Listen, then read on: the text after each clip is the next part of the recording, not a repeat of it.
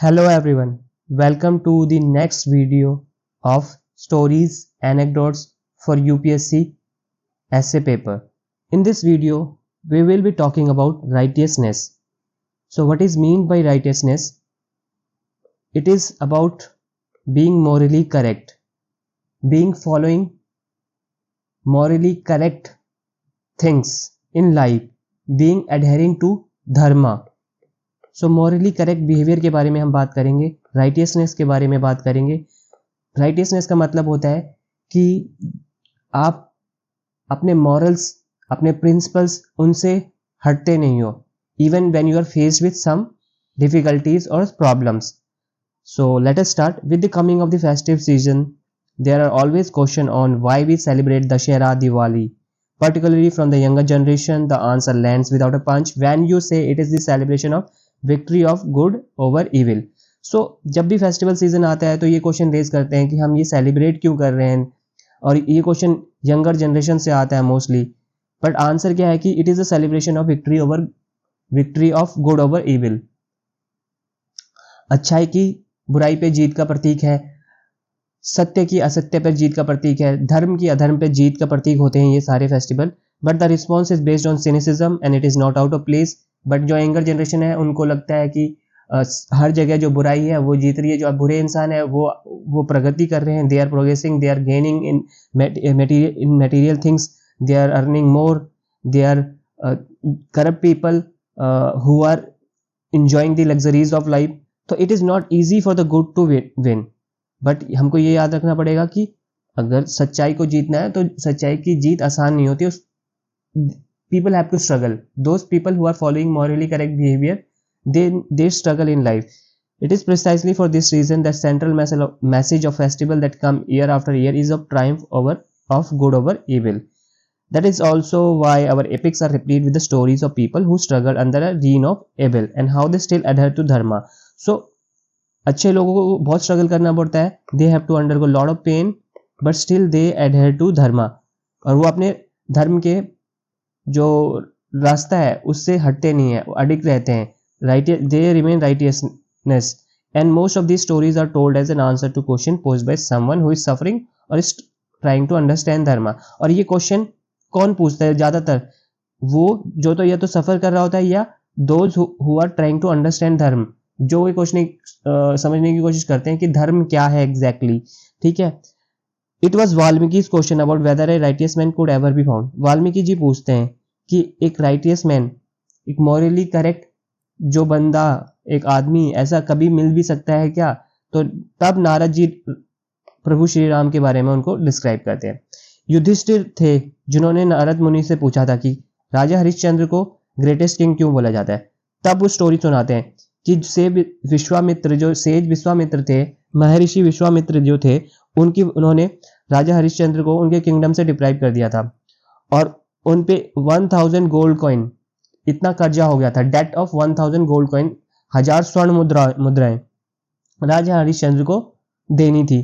Harishchandra had to sell his wife as a slave, तो हरिश्चंद्र जी अपनी पत्नी को भेज देते हैं एज अ स्लेव। ठीक है, and he himself work in the cremation ground, और वो खुद क्रिमेशन ग्राउंड में वर्क करने लग जाते हैं, शमशान घाट में, राइट।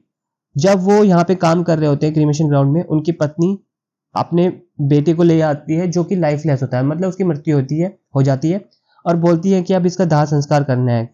बट वो रिफ्यूज कर देते हैं कि आपको पहले जो फीस लगती है वो देनी पड़ेगी। अब उनके पास फीस नहीं होती, तो सोचो एक पिता जिसका पुत्र मर गया हो और उस पिता को उसका दाह संस्कार करना हो और वो फीस मांग रहा हो।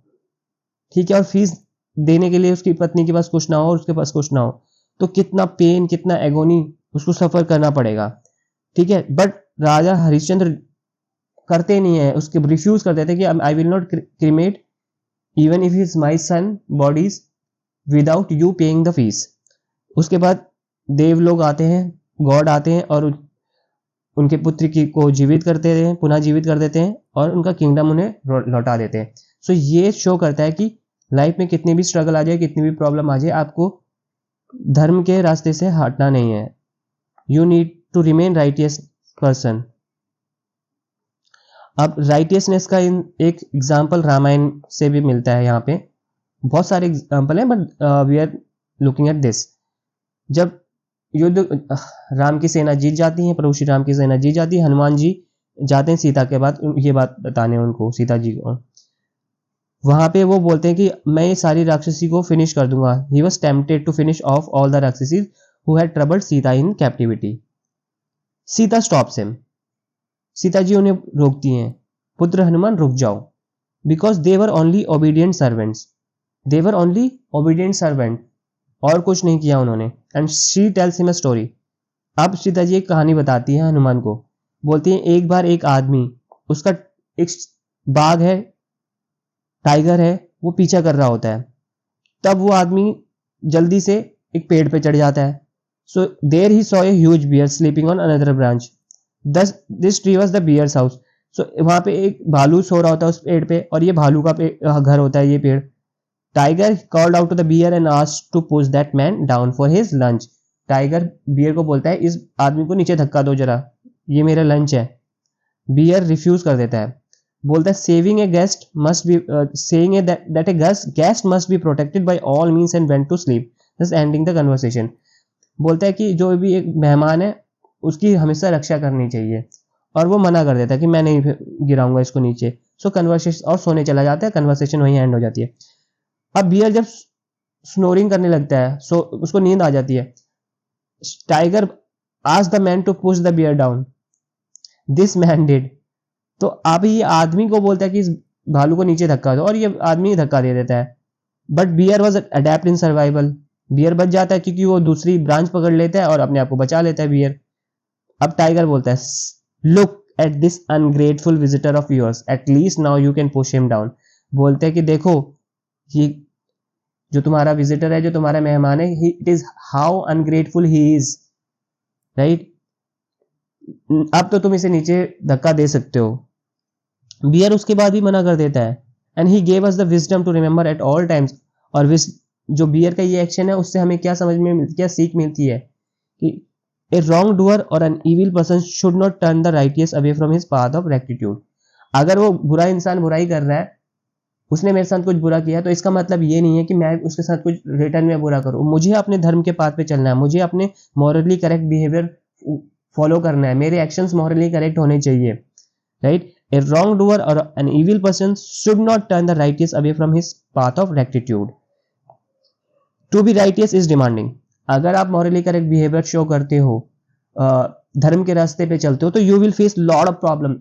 It is very much demanding, but its importance cannot be undermined. बस इसका importance जो है उसको आप undermine नहीं कर सकते हो. Truly that which lives after, the stuff that immortality is made of, वो क्या है? That is righteousness. All festivals and celebration in every cultural environment are celebration of this character. So यहाँ पे हमने in this video we have learned 2 or 3 stories, anecdotes which we can utilize in your essay, right, in one way or other. Philosophical essay आते हैं तो उसमें हम ये example stories, anecdotes we can use, and this story was about righteousness. आप और भी example stories anecdotes collect कर सकते हो. So extract something good which you feel you can write in your essay from this video, and I hope this will help you. Thank you very much.